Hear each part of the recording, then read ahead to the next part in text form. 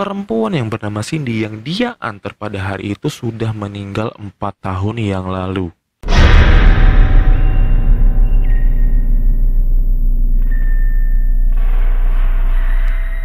Hello everyone, gue Tio Lesmana dan kamu sedang berada di kanal YouTube Halo Lur. Ojol atau ojek online memang menjadi sebuah fenomena di Indonesia. Kepraktisan transportasi online ini banyak banget disukai para penggunanya. Meski awalnya dapat banyak penolakan dari transportasi pesaing, tetap aja kebutuhan masyarakatlah yang membuat ojol ini tetap eksis di masyarakat. Bukan cuma kepraktisannya yang kadang jadi hal menarik di masyarakat, kisah-kisah para driver ojol ini kadang suka ngambil perhatian masyarakat. Sampai-sampai kisah para driver ojol ini dibuatin acara tersendiri di beberapa stasiun TV di Indonesia. Ada yang dibikin jadi sitkom, nyeritain keseharian para driver ojek online dalam memenuhi kebutuhan para pelanggannya dibungkus dengan komedi. Acara ini sukses menarik perhatian masyarakat. Ya, walaupun sebenarnya acara ini saat ini udah nggak ditayangin lagi di TV-nya, banyak masyarakat yang minta program ini untuk ditayangin lagi. Ada juga stasiun TV yang ngangkat kisah para driver ojol ini menjadi sebuah cerita horor. Di program ini, para driver ojol menceritakan pengalaman misterinya lalu dibuatkan rangka adegan layaknya sinetron dengan menggunakan pemeran pengganti. Kisah-kisah yang dibuat cerita di program ini bukan hanya berasal dari para driver ojolnya, ada juga dari para usernya, tapi tetap berkaitan dengan cerita misteri para driver ojol. Ada lagi stasiun TV yang awalnya menjadikan karakter ojol ini sebagai peran pembantu. Seiring banyaknya permintaan masyarakat, akhirnya stasiun TV tersebut membuat sinetron tersendiri untuk peran ojol yang tadinya hanya sebagai peran pembantu. Hal itu membuktikan bahwa cerita dan kisah para driver ojol ini memang sangat dekat di masyarakat ketimbang cerita-cerita yang hanya memamerkan kemewahan dan cerita cinta yang penuh dengan masalah.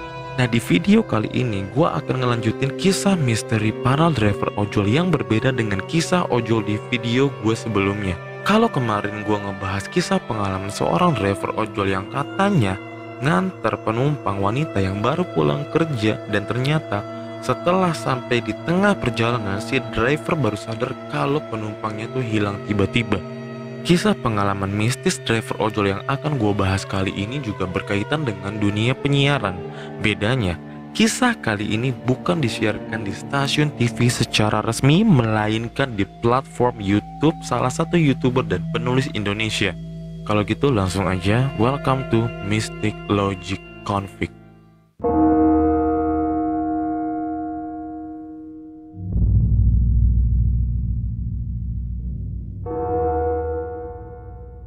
Cerita Mrs. Driver Ojol kali ini melibatkan salah satu penulis sekaligus YouTuber Indonesia yang terkenal dengan konten mistis dan misterinya. Kreator ini terkenal katanya dapat melihat keberadaan makhluk gaib dan dapat berkomunikasi dengan makhluk gaib. Ya, Risa Saraswati yang terkenal lewat channel YouTube-nya Jurnal Risa. Sebelumnya gue mau minta maaf dulu ke Teh Risa dan tim Jurnal Risa serta Kang Herman juga selaku narasumber di video yang akan gue bahas kali ini. Hampurannya Teh Risanya, Kang Herman, punten pisan, saya nggak bermaksud menuduh apapun, siapapun, nggak bermaksud untuk memutar cerita, menggiring opini dan lain-lain. Saya cuma mau berbagi pendapat. Sekali lagi punten pisannya Teh Risa, Kang Herman dan tim. Cerita ini mendadak menghebohkan lini masa Twitter bermula dari Risa membagikan screenshot sebuah komentar driver ojol bernama Herman di salah satu video di channel YouTube-nya. Jadi driver ojol ini, Kang Herman, menulis komentar di salah satu video yang ada di channel YouTube-nya Jurnal Risa. Si driver ojol ini, si Kang Herman ini awalnya bertanya pada Teh Risa dan segenap krunya lewat kolom komentar mengenai sosok bernama Cindy. Kang Herman ini mengaku bahwa Cindy pernah menjadi penumpangnya. Perempuan tersebut memakai jasanya untuk antar jemput dengan maksud ingin pulang dari Bandung ke Subang dengan ongkos 400.000. Kang Herman cerita saat perjalanan Cindy menceritakan berbagai peristiwa mistis dan mengaku sebagai bagian dari tim Jurnal Risa. Kang Herman bilang, beliau menawarkan saya untuk menjadi kru dan tim Jurnal Risa dengan imbalan 200.000 setiap syuting. Spesifiknya itu nganter ke tempat-tempat yang digali cerita mistisnya. Di tengah perjalanan banyak hal-hal yang saya temui, itu kata Kang Herman. Sayangnya gue nggak tahu pasti hal-hal aneh apa aja yang dia maksud di cerita ini. Ketika sampai di tujuan yang dimaksud, si Cindy ini meminta Kang Herman untuk menunggu di depan gang karena katanya si Cindy ini takut dimarahin oleh ayahnya. Setelah 1 jam menunggu, ayah Cindy maupun Cindy-nya nggak datang-datang. Karena penasaran, Kang Herman memutuskan untuk nyamperin ke rumahnya dan disitulah dia dapetin hal yang tidak terduga.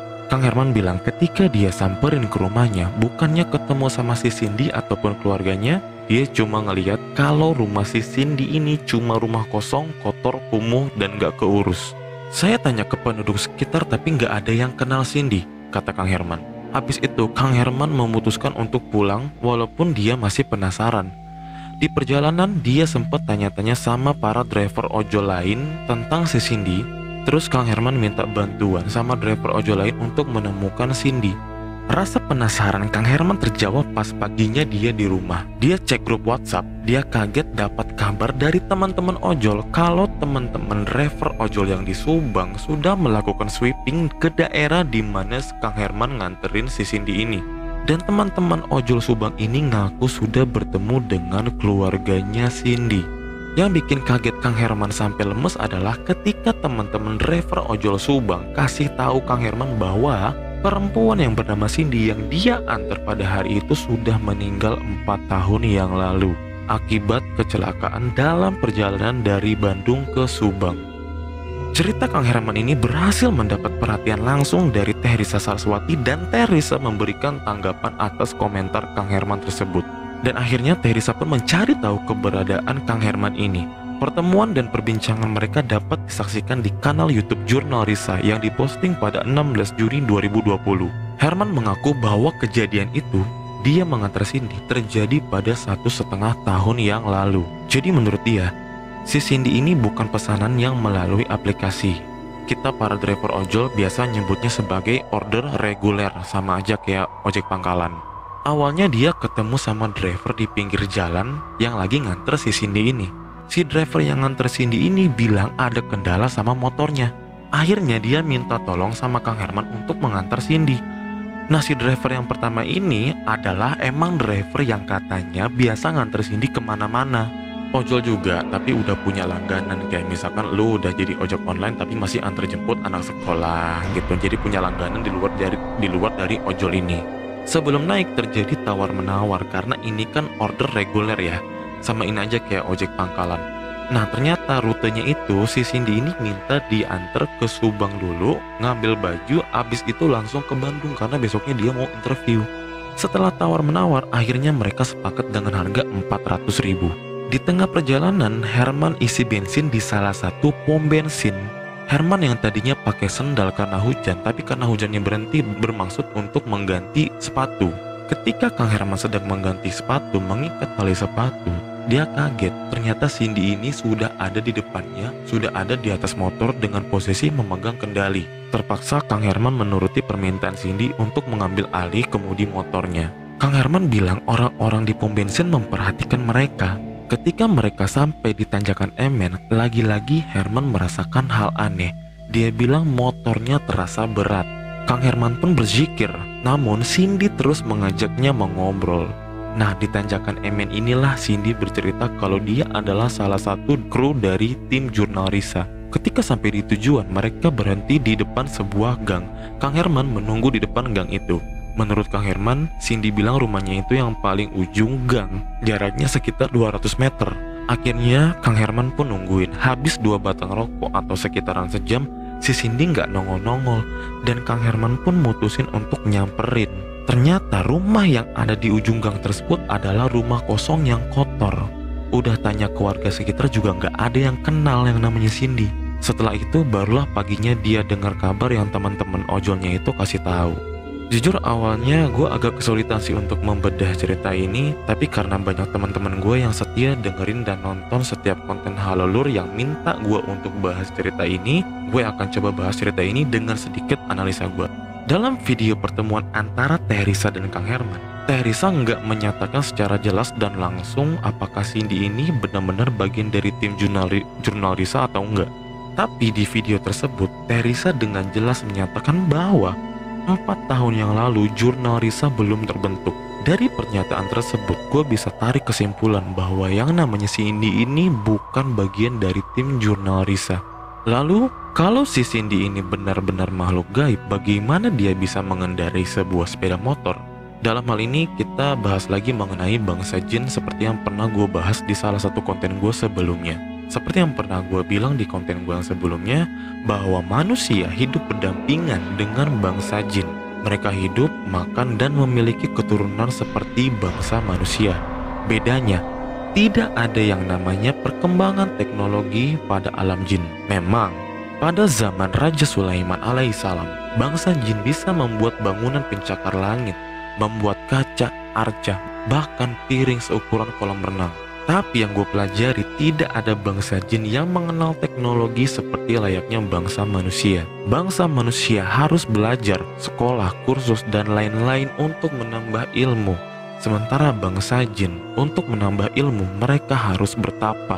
Kalaupun ada bangsa jin yang bisa mengganggu bangsa manusia seperti memainkan lampu, menjatuhkan benda, menyalakan beberapa perangkat elektronik, itu memang karena kemudahan dari perangkat-perangkat tersebut. Misalnya kalau lampu kan udah ada saklar, kalau barang elektronik seperti TV itu udah ada tombolnya. Nah, kalau sepeda motor dengan segala macam mekanismenya, yang pun tidak semua manusia bisa memakainya. Bisakah? Kalian bisa simpulkan sendiri ya. Masih seputar sepeda motor.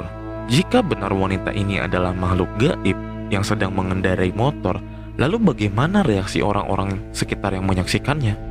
Tuhan sudah mentakdirkan manusia dan bangsa jin hidup berdampingan. Hanya saja Tuhan menghendaki manusia tidak dapat melihat wujud bangsa jin karena bangsa jin ini adalah makhluk gaib.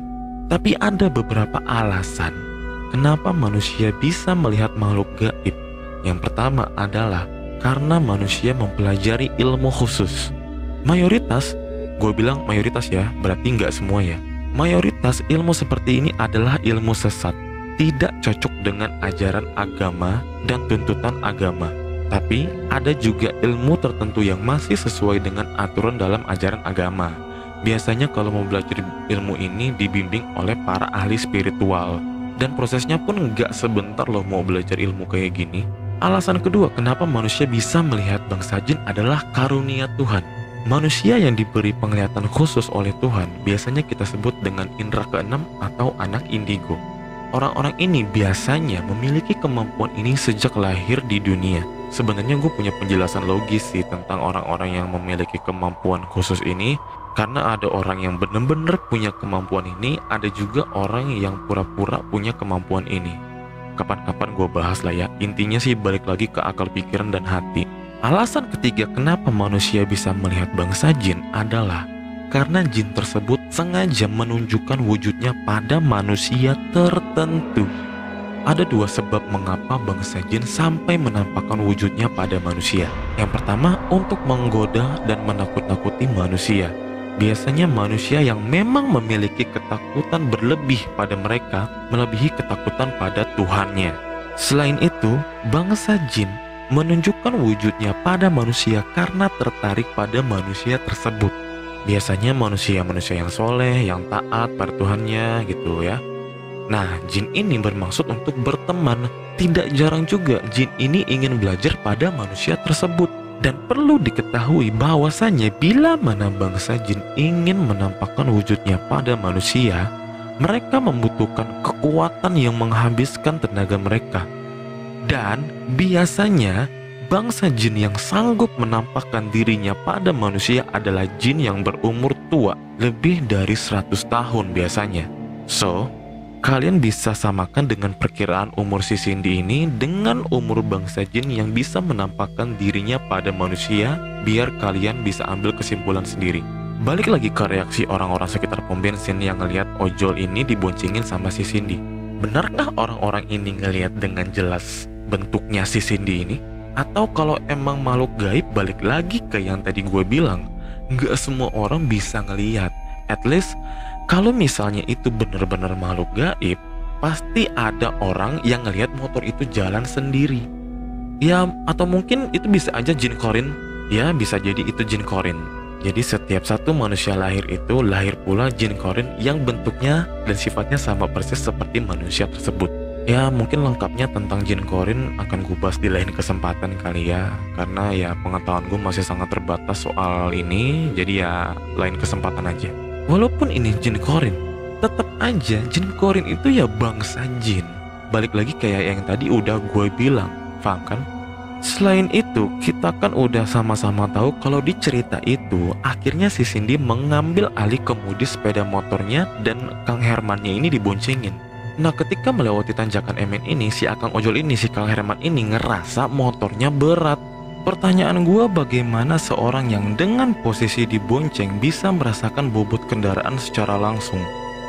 Mungkin kalau yang dimaksud motornya berat itu dalam artian terasa berat pas nanjak karena posisi gearnya nggak pas, mungkin masuk akal.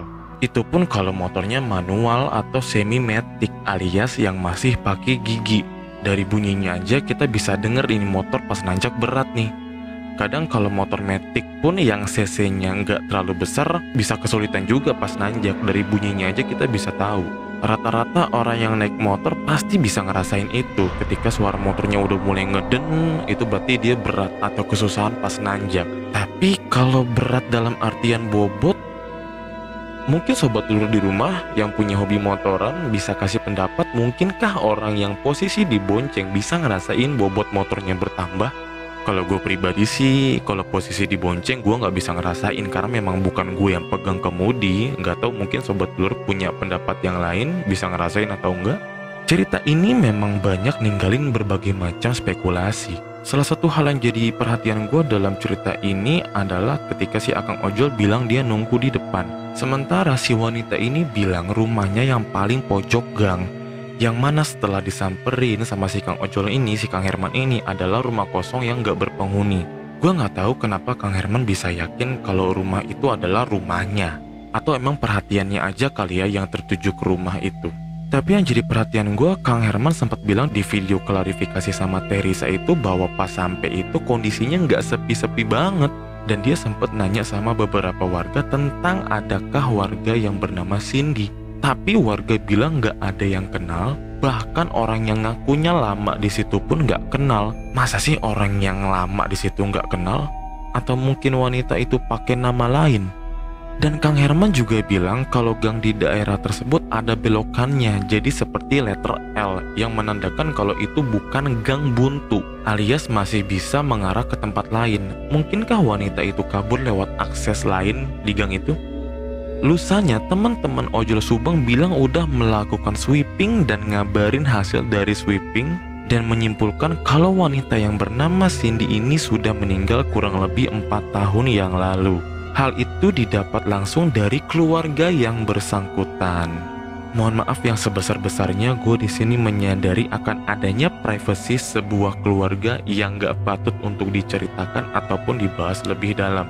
Tapi satu-satunya petunjuk yang bisa mengarahkan teman-teman ojol ke keluarga yang bersangkutan, menurut cerita yang udah gue lihat adalah ya rumah kosong itu. Tapi menurut Kang Herman, ketika dia tanya ke beberapa warga di lokasi tersebut, bahkan warga yang ngakunya paling lama tinggal di situ nggak kenal sama yang namanya Cindy. Setidaknya, kalau benar ada yang meninggal 4 tahun yang lalu di daerah itu, apalagi karena kecelakaan, pastinya masih akan sangat terekam di memori warga itu. Terus apalagi petunjuk yang bisa ngarahin teman-teman ojol ini ke keluarga yang bersangkutan selain rumah kosong dan warga di gang tersebut? Mungkinkah keluarga yang bersangkutan adalah keluarga dari Cindy yang lain? Selanjutnya yang jadi perhatian gua adalah kondisi cuaca pada saat itu. Kang Herman sudah bilang di video tersebut bahwa sebelumnya cuaca hujan. Ketika mereka mampir di pom bensin, Kang Herman bilang cuaca hujan sudah mulai berhenti. Maka dari itu yang semula dia memakai sendal karena hujan, dia ganti lagi dengan sepatu karena cuaca sudah tidak hujan. Yang jadi pertanyaan gue adalah, kalau cuaca sudah tidak hujan, kenapa Kang Herman harus menyuruh Cindy untuk memakai jas hujan? Ya mungkin bisa aja karena bajunya Cindy itu basah terus berceplak karena hujan, jadi Kang Herman memintanya untuk pakai jas hujan. Who knows? Hal lain yang jadi perhatian gue di kasus ini adalah menurut Kang Herman peristiwa ini terjadi 1,5 tahun yang lalu. Berarti sekitar awal 2019 atau akhir 2018. Yang dimana benar jika dalam cerita tersebut digambarkan hujan karena memang pada tanggal segitu memang musim penghujan. Dan menurut Kang Herman, Cindy ini sudah meninggal 4 tahun yang lalu dan sudah dikonfirmasi oleh Teh Risa bahwa 4 tahun yang lalu jurnal Risa belum ada. Tim jurnal Risa atau Teh Risa sempat menanyakan ke Kang Herman kenapa baru sekarang cerita setelah peristiwa itu terjadi 1,5 tahun yang lalu. Lalu Kang Herman menjawab, "Saya bingung harus bercerita kemana, jurnal Risa pun saya nggak tahu. Semenjak jadi ojol, jarang nonton TV kecuali sepak bola." Lalu Teh Risa nyaut, "Barulah belakangan ini tahu jurnal Risa ya?" "Ya," katanya. Yang gue tangkap dari pertanyaan dan jawaban tersebut adalah semenjak jadi ojol barulah sering nonton YouTube. Yang bikin gue agak bingung saat pertanyaan tersebut adalah alurnya. Jadi, Akang jadi ojolnya pas kejadian atau belakangan ini, Kang? Di awal Kang Herman udah bilang kalau kejadian ini pas Kang Herman udah jadi ojol, meskipun orderannya di luar aplikasi. Tapi pas jawab pertanyaan ini, jujur gue rada bingung nih dengan alurnya nih. Dan untuk pertanyaan ini gue gak mau ngambil spekulasi, biar kalian aja lah ya yang ngambil kesimpulan lah ya. Serta semua pernyataan terkait keyakinan yang udah gue coba bahas di video ini, gak lupa gue ucap Allahualam, cuma Allah yang maha mengetahui kebenarannya. Semua pernyataan yang gue bahas berdasarkan logika adalah murni dari pikiran gue sendiri. Maka dari itu kalian pun bebas untuk berpendapat berdasarkan pikiran kalian. Buat Teh Risa dan tim dan Kang Herman, sekali lagi hampurannya punten pisan. Buat sobat tidur di rumah yang sekiranya mau sharing pengalaman mistisnya, bisa hubungi kita via DM Instagram. Kali aja ceritanya bisa kita diskusikan dan kita bedah bareng. Dan mungkin bisa aja dapet titik terang atas kejadian tersebut. Karena nggak bosan-bosan gue ngingetin bahwa apa yang kita lihat, rasakan, dan alami adalah salah satu bentuk realisasi dari akal pikiran dan hati kita. Bila mana akal pikiran dan hati kita baik, maka baiklah semua. Jika buruk, maka buruklah semua. Manusia sudah seharusnya menghargai makhluk-makhluk Tuhan yang lain, selama kita tidak mengganggu, mendatangi tempatnya, serta mengadopsi sifatnya. Insya Allah kita senantiasa dijauhkan dari gangguan makhluk-makhluk tak kasat mata. Gue Tio Lesmana, sampai jumpa di Mystic Logic Config berikutnya.